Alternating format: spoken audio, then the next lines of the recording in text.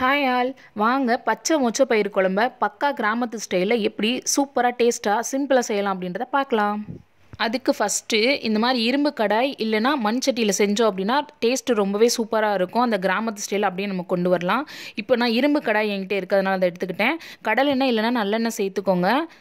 அதில் ஒரு கப் அளவு சின்ன வெங்காயம் சேர்த்து வதக்கிக்கோங்க. இதுதான் வந்து குழம்புக்கான அந்த மசாலா. அப்புறமா 4-5 கருவேப்பிலை உள்ளே சேர்த்து நல்லா வதக்கிக்கோங்க. நான் முன்னாடியே பச்சை முச்சையை உரித்து வேக வச்சு வச்சுருக்கேன் உப்பு சேர்த்து. நீங்கள் இதே ஸ்டைலில் காஞ்ச மொச்சப்பயிரை கூட வறுத்து நீங்கள் வேக வச்சு சேர்த்திக்கலாம். இப்போது தக்காளி தேங்காய் சேர்த்துருக்கோம். 1/4 மூடி தேங்காய், ஒரு 2 தக்காளி சேர்த்து நல்லா வதக்கிக்கலாம். அப்புறமா குழம்புத்தூள் நம்ம சேர்த்திக்கலாம். வீட்டில் அரைச்சிருந்தாலும் சரி, நீங்கள் கடையில் வாங்கியிருந்தாலும் சரி, அதில் ஒரு 2 ஸ்பூன் அளவு போட்டுக்கோங்க. அப்புறமா இந்த ஸ்பெஷல் இன்க்ரீடியன்ட் தான் இந்த குழம்புக்கான டேஸ்ட்டே. என்னென்னு பார்த்தீங்கன்னா சாம்பார் தூள் சேர்க்கணும். 1/2 ஸ்பூன் அளவு சாம்பார் தூள் சேர்த்து நல்லா வதக்கிக்கலாம். ஆயிலில் இந்த மசாலெல்லாம் சேர்த்து நம்ம வதக்கும் போது வீடே சும்மா கமகமன்னு மணக்கும். அந்த மணம் தான் வந்து குழம்புக்கான டேஸ்ட்டு, ஸ்மெல்லு எல்லாமே கொடுக்கும். இந்த மசாலாவை மிக்ஸி ஜாருக்கு மாற்றிட்டு அரைச்சிட்டு வந்துடலாம். அப்புறமா குழம்புக்கு தேவையான தாளிப்பு சேர்த்திக்கலாம். நல்லெண்ணெய் 2 ஸ்பூன் ஊற்றிக்கோங்க. எண்ணெய் நல்லா காஞ்சதுமே அதுக்குள்ளே கொஞ்சமாக கடுகு சேர்த்திக்கலாம். கடுகு நல்லா வெடித்ததுக்கப்புறமா கொஞ்சமாக வெந்தயம் சேர்க்கணும். ஏன்னா புளிக்குழம்புக்கு வெந்தயம் சேர்த்தோம் அப்படின்னா தான் அந்த ஸ்மெல்லு டேஸ்ட் எல்லாமே கொடுக்கும். அதனால் கொஞ்சமாக வெந்தயம் சேர்த்துக்கோங்க. வெந்தயம் நல்லா பொரிஞ்சதுக்கப்புறமா கொஞ்சமாக ஜீரகம் சேர்த்துக்கோங்க. ஜீரகம் வந்து நிறைய பேர் சேர்க்க மாட்டாங்க புளிக்குழம்புக்கு. ஆனால் நீங்கள் சேர்த்து தாளித்து செஞ்சு பாருங்கள், உண்மையிலே டேஸ்ட் ரொம்பவே சூப்பராக இருக்கும். அப்புறம் எல்லாம் பொரிஞ்சதுக்கப்புறம் ஆஸ் யூஷுவல் கருவேப்பிலை போட்டுக்கோங்க. அப்புறமா சின்ன வெங்காயம் கட் பண்ணி கொஞ்சமாக சேர்த்துக்கோங்க. சின்ன வெங்காயம் சேர்த்துக்க விருப்பம் இல்லை அப்படின்னா நீங்கள் தாளிப்பு வடகை வச்சுருந்தீங்கன்னா அதை கூட சேர்த்துக்கலாம். இந்த ஸ்டேஜில் ரொம்பவே டேஸ்ட்டாக இருக்கும்.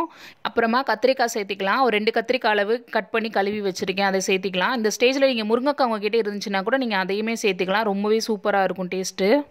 உருளைக்கிழங்கு கூட சேர்த்து நம்ம கட் பண்ணி போட்டோம் அப்படின்னா அதுவுமே டேஸ்ட்டு நல்லாயிருக்கும். இந்த கத்திரிக்காய், முருங்கைக்காய், உருளைக்கிழங்கு 3மே சேர்த்து போட்டோம்னா ரொம்பவே டேஸ்ட்டு சூப்பராக இருக்கும். ஆனால் நான் இப்போ கத்திரிக்காய் மட்டும்தான் சேர்த்துருக்கேன்.